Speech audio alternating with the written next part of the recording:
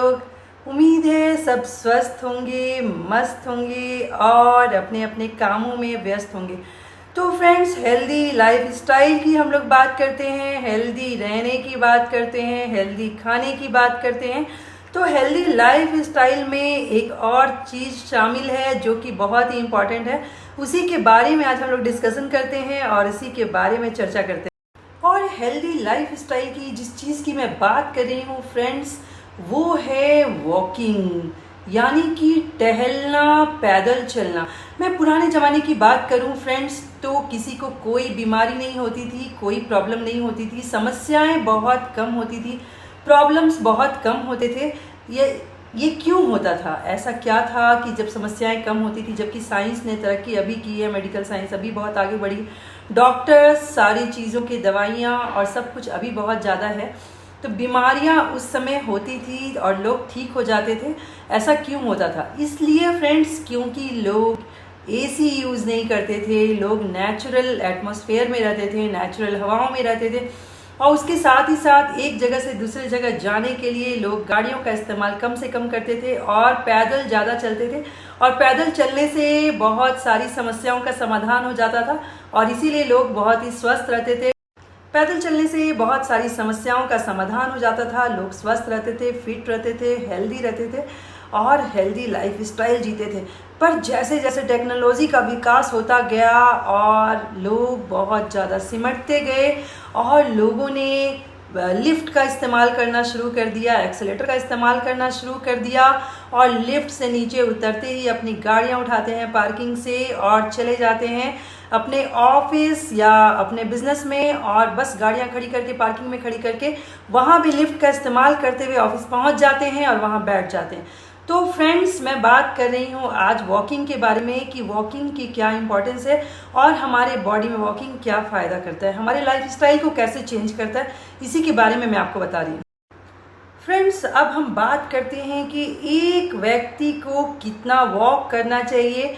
Minimum 30 minutes, अगर हम 24 hours की अगर बात करें तो मिनिमम 30 मिनट्स वॉकिंग तो करनी ही चाहिए, जिसमें 10,000 स्टेप्स शामिल है और 6 to 7 किलोमीटर शामिल है।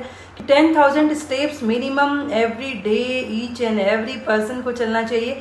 यदि आप छोटे हैं कहने का मतलब यदि आपकी उम्र कम है, 18 ईयर्स से कम है, तो आप ज़्यादा चल सकते हैं, बड़े बड़े स्टेप में चल सकते हैं।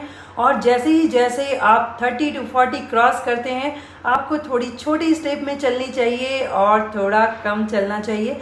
दोनों ही में डिफरेंस है, एज वाइज चलने में डिफरेंस होती है। और इसके साथ ही साथ 30 मिनट्स तो एवरी डे चलना चाहिए और 10,000 स्टेप्स चलना चाहिए। फ्रेंड्स, अगर स्टेप्स काउंटिंग या किलोमीटर समझ में नहीं आता है तो आप टाइमिंग के हिसाब से चल सकते हैं। या बात करते हैं पैदल चलने के फ़ायदे के बारे में, वॉक करने के फ़ायदे के बारे में। हार्ट को करता है मजबूत।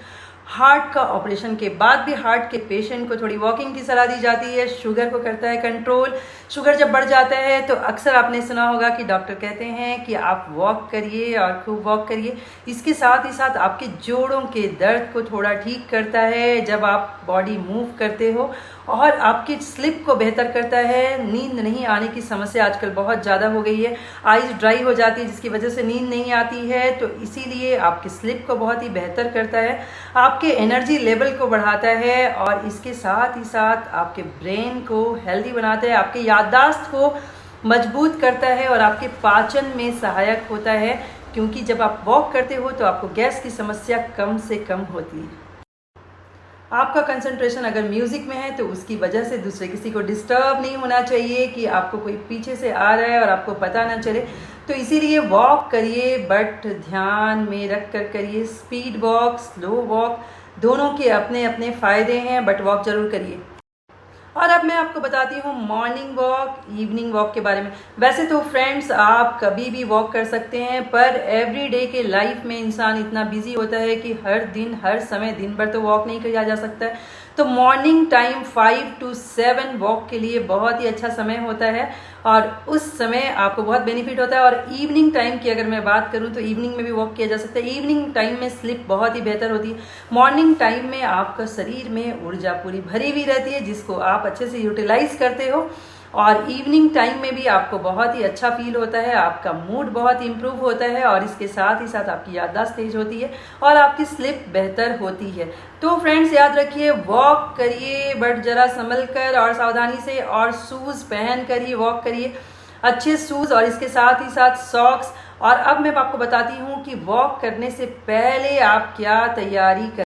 तो फ्रेंड्स, वॉक करने के पहले भी आपको कुछ तैयारी कर लेनी चाहिए। वॉक करने के पहले आपके कपड़े बहुत ही आरामदायक होने चाहिए और आपको जॉगिंग ड्रेस पहन लेनी चाहिए। आप शूज़ पहन सकते हैं, बहुत ही कंफर्टेबल शूज़ होना चाहिए आपका। सॉक्स पहन सकते हैं, पानी की एक बॉटल कैरी कर सकते हैं और अपनी वॉच पहनना ना भूलें या मोबाइल लेना ना भूलें, जिसके आपको टाइमिंग पता चल सके।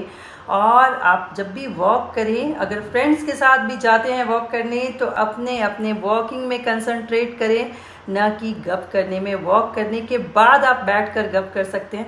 तो वॉकिंग के हैं अनेक फ़ायदे फ्रेंड्स, तो हर दिन आप वॉकिंग को अपनी आदत में शामिल ज़रूर करें। फ्रेंड्स, हर एक चीज़ के अपने फ़ायदे होते हैं और नुकसान भी होते हैं। मैं हमेशा आप लोगों को बताती हूँ और हमेशा कहती हूँ।